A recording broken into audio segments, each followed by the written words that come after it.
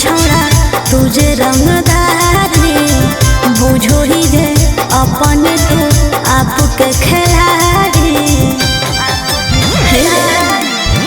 करो ही जे ढेर छोड़ा तुझे रंगदारी बुझो ही जे अपने तू आपके खिलाड़ी बड़का बनो ही जे शूटर कोनो बना दे तो कबूतर बढ़ल हो ढेर मनावा। अगे हमसे बड़ अपराधी कौने हई दुश्मनावा खुदे घूमियो बानी के हरदम माथे का फानावा। आगे बोलते जे मिनट भर में यो कर ले बैजानावा खुदे घूमियो बानी के हरदम माथे का फानावा।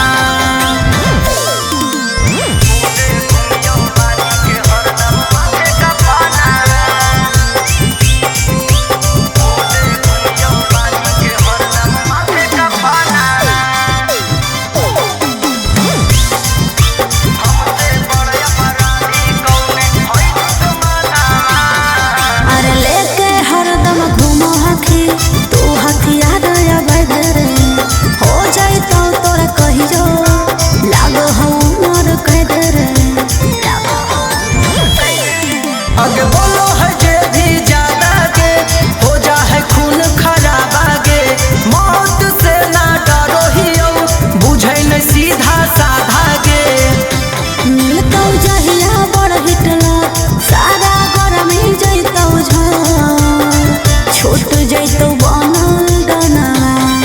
आगे हमसे बड़ अपराधी कौने है दुश्मनामा खुदे घूमियो बानी के हरदम माथे का फानामा।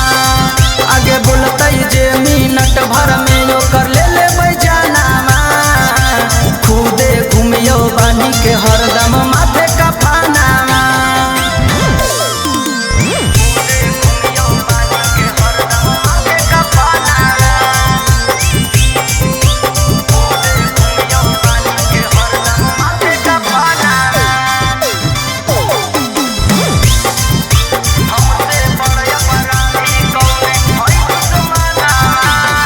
लगो पढ़े से ज्यादा कैले ही तंगदारी के कलश रे यही से छौड़ा बन गेली तू बड़का बदमाश रे।